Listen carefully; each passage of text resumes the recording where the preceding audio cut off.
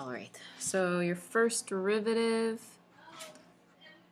is going to be 1/3 x minus 2 to the negative 2/3, and then technically you're supposed to multiply by the derivative of the inside. That's the chain rule.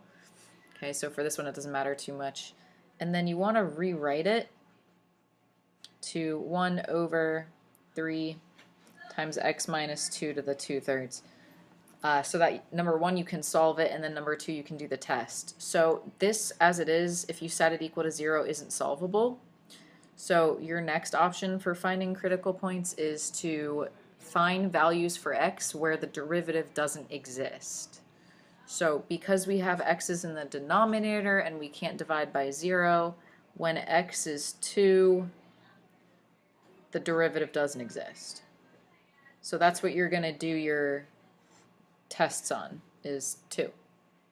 So if you plug in 3 into the first derivative, 3 minus 2 is positive 1. All of this is going to be positive down here. The top is positive, so positive. If you plug in 1, this is negative, but then when you raise it to the 2/3 power, because the 2 is representing squared, it's going to be positive anyway. So it's basically positive everywhere. So we are increasing everywhere from negative infinity to positive infinity. We're not decreasing anywhere. There's no max, there's no min. There's just a point of inflection. Okay, and if you want to know where the point of inflection is, you just take this 2 and you plug it back into the original and you get 3 when you do that. Okay, so that's going to be like an important point to graph.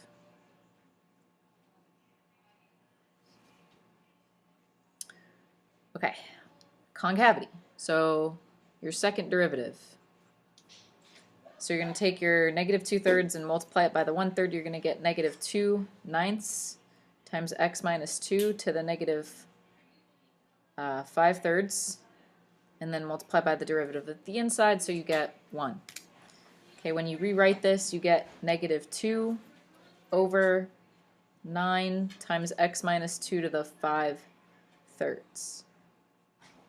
So again, this isn't really solvable when you set it equal to 0. So you're still using that same value 2, which is where the derivative doesn't exist. So where the second derivative doesn't exist. The numerator is always negative, which means if your denominator is negative, it's going to be positive. If your denominator is positive, then it's going to be negative. So if we put in a 3, that's going to make this negative. If we put in anything smaller than 2, that'll make this positive. So that means that you're concave up from negative infinity to 2, and you're concave down from 2 to infinity. And then the last two things are just your x and your y-intercept. So your x-intercept, if you set this equal to 0, probably going to be like an icky number.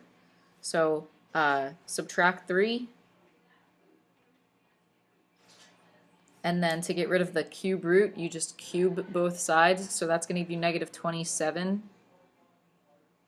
Wait, are you finding the intercept? Yeah. Yeah, it's negative 25. And then, yeah, so you get negative 25 for your x-intercept. So because that's like really far away, I'm probably not going to graph it. It's like over here. Okay. All right, your y-intercept, you're going to plug in 0 for x. It's an ugly number. Yeah, it's an ugly number. It's like 1.74. Okay. 1.74. So it's the whatever the cube root of negative 2 plus 3 is. Apparently 1.74-ish. So that's like somewhere here-ish.